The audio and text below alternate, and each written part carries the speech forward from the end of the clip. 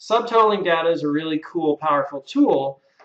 And also, again, I've created a random number generator over here to generate all of the data which you're looking at right here, which salesperson, what date, and then what location, which store did they have a sale in on that date, and how many sales did they have on that date. So, it's always a good idea to back up your data before you do any kind of tweaking with Excel. Like you can see here, I have a file. This is the file used in the video. So if I kind of messed this up in the creation of this video and I wanted to go back to the original, I still have the original file.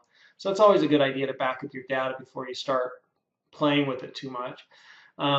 First thing I want to do is I want to sort my data on whatever field I want to subtotal it on. So let's say I want to subtotal by salesperson. I'm going to sort by salesperson. And since all of my data, there's no breaks, it'll treat that all as one table. And it'll recognize that since there's a break here, this is not part of the data.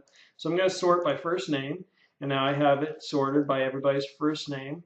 And then I want to click subtotal the data. So under data, I have subtotal over here to the right. And it asks me, at each change in salesperson, use which function, let's use the sum, and subtotal how much everybody has sold in each of the different locations.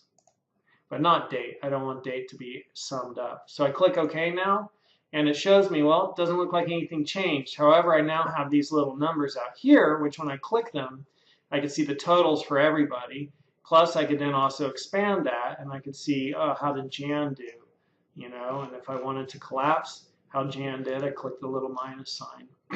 So that's kind of a cool thing, and I could go all the way to the grand total or all the way back out. So let me do this one other way. Let me first remove my subtotal, and then I could come in here and sort by date. There we go. And this kind of a subtotaling will show me everything that happened on January 1st, on January 2nd. So it's going to be a little bit too granular to be useful. What I'll do instead is insert another column right here. And then I'll just copy date, Control C, Control V, and I'll call this month. And now I'm going to format this entire column, format cells. I'm going to go down to date, and I'm looking for it just to display the month. And there's no month display in there. But if I was to choose that one and then come look at custom, you could see here a little bit like, well, when it's March 14th, 2012, the way Excel reads that is MMMM is March, and then that would be 14th, and then there's 2012. Well, let me remove all of this stuff, and let me remove all of that, whatever that is, and just leave it MMMM, which is month. And now it's just going to show me my month. So if I'm sorted on month, which I am, and then I go into subtotal and choose, I want to sort based upon every change in month, and I want the average for LA, New York, San Francisco, Paris, Tokyo, London, and Shanghai. Well, let's see what that looks like. And now, again, I could come over here and I could collapse all of that, and I could see the January average, the February average for each of my stores. So that's a pretty useful tool. And if, just as we did in the charting, the graphing video, if I wanted to graph this to get a visual layout of what's happening with my data, I could maybe try a column chart, see what that looks like. And there, that's kind of crazy.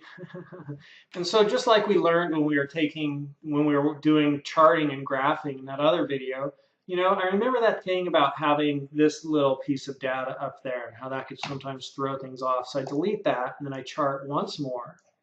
Insert, chart, column chart, and that looks pretty great. So now it's showing me by month how each store does, LA, New York, San Francisco. What if I made this chart a different type and maybe went with a stacked column chart? There we go, and now we have the January average where each part of the column represents how much each store contributed to that month's sales. So pretty cool to be able to chart stuff that quickly and see what our data is doing. We could also subtotal, so you just saw subtotaling on date. I'm not going to show that to you again, but let's say we wanted to do it on department. So here's information about a company. I'm going to sort this data A to Z by department and then go to subtotal, and I want to subtotal on department.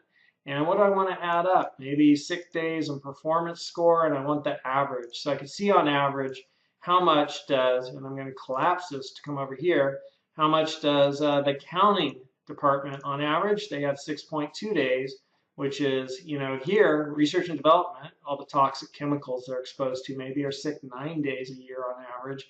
versus like who's our low. Right here, customer support, they're pretty healthy people. So that's a little bit about subtotaling, sorting, and filtering your records, removing duplicates. Some really useful tools when you're working with data. We've got great, great, great, amazing, mind-blowing stuff coming in the next video where we're going to look at pivot tables and pivot charts and slicers and groupers. Groupers, I like that. Grouping, slicers and grouping.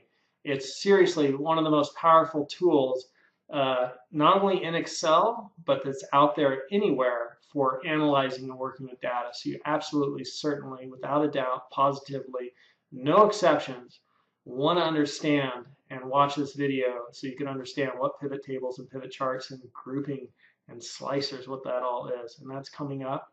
That's coming up right now, right now, right now. It's coming right now. So I'm excited to teach it to you, and you are going to be excited to learn it.